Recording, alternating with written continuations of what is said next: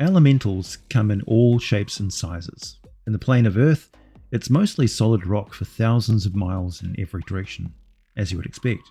And within that mass, elemental energy beings move freely about, living their lives in ways that organic beings find hard to imagine.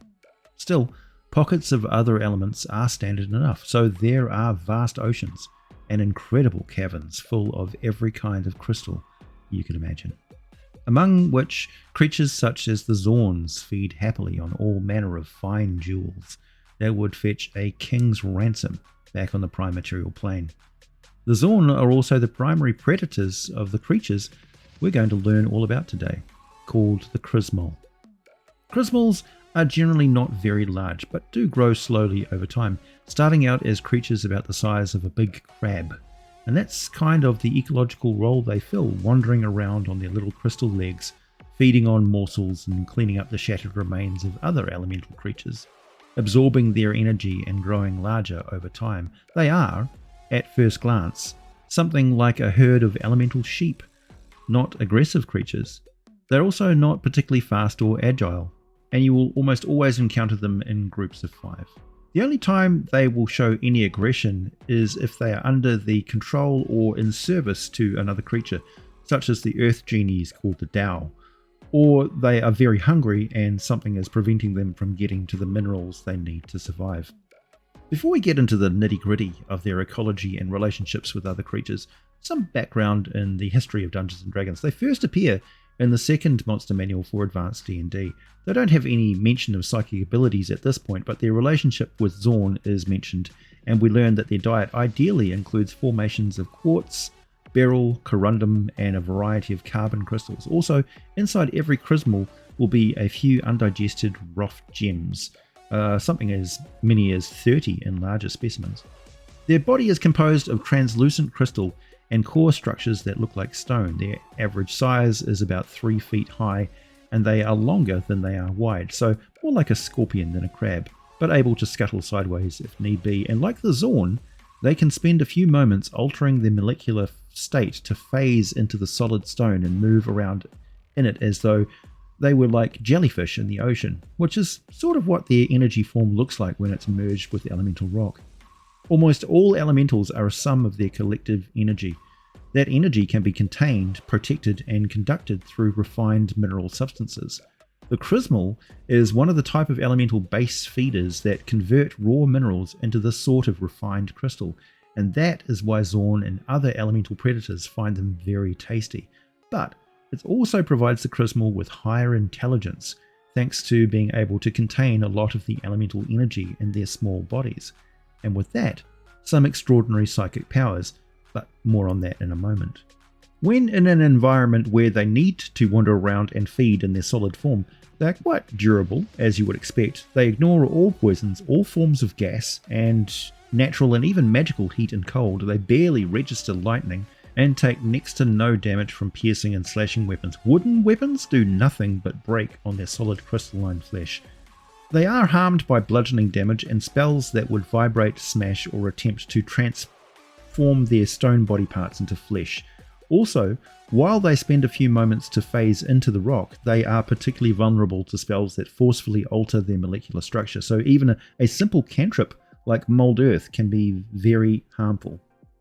Their physical strikes with their limbs could be more formidable. They are sharp-edged and very strong for their size, also much heavier than they look, so getting a good couple of thumps from one or two of their limbs raised over their back can be fairly bruising and demolishing things like furniture and heavy oak doors quite easily. They won't use their other form of attack with their limbs unless they feel they must, in which case they can expend some of their internal energy and fire the sharp tip of one of their limbs up to 60 feet like a missile. This does drain their already fairly poor speed though, not just because they shot a leg at something, but that propulsive force comes from their vital energy and tires them out quickly. As I mentioned though, the Chrismol are psychic creatures. They can sense the quality of gems and other materials around them, drain energy from other psychic creatures and create a stasis field. They may project lines of telekinetic force, animate simple objects, manipulate sounds, contact other minds, probe them, pummel them with their thrusting thoughts, or blank out other entities' minds, leaving them a victim devoid of memory. They can also use these powers to avoid conflict and are well known for their habit of using these loathsome little elemental shapeshifter vermin called Chagrin as well. Trained animals, really. They use them to excavate large crystal formations to extract the yummy bits and as basic cannon fodder to get between them and any approaching danger, such as hungry Zorn. Nobody is in any rush to free the Chaggrins from slavery, believe me. I should point out, because other Earth elementals almost universally hate them for their habit of devouring all the valuable minerals and breeding uncontrollably. They are a type of elemental creature called a Grue, and you can think of them as sort of a scummy clay were-rat. It's their ability to control Chaggrins, plus their other mental powers, and just their general attractiveness that make them a favoured pet of the Tao, Genies, who raise them and feed them morsels of the most precious jewels to grow their size and give them the most attractive luster. They selectively raise the different colours of Chrismol that they prefer, much like one would actively select breed a specific type of cat or dog.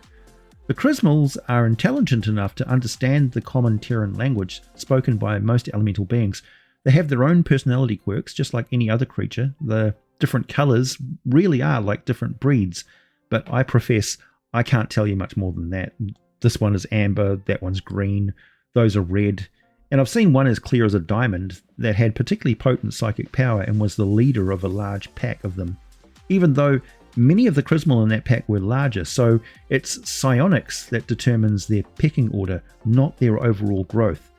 And since that is based on diet, it's not an accurate gauge of how old they are. A sure sign that a Chrismol was a herd leader was when one opens a psionic dimension door and vanishes before your eyes. They're cunning little creatures, that's for sure. Chrismols are compelled to reproduce when conditions are favourable. At this point, they gather around 10 gems and infuse energy into them, transforming the mundane material into a baby Chrismol. In particularly rich expanses of premium mineral deposits, they can spread as quickly as aphids. Well, more like grasshoppers that don't hop. Now, there is another critical aspect to the Chrismol internal structure and psionic nature. Their body contains the exact sort of semi-organic Psi crystals that psionic beings use to make potent psychic items, such as Psi crystals, power capacitors, dorges, and drillboo.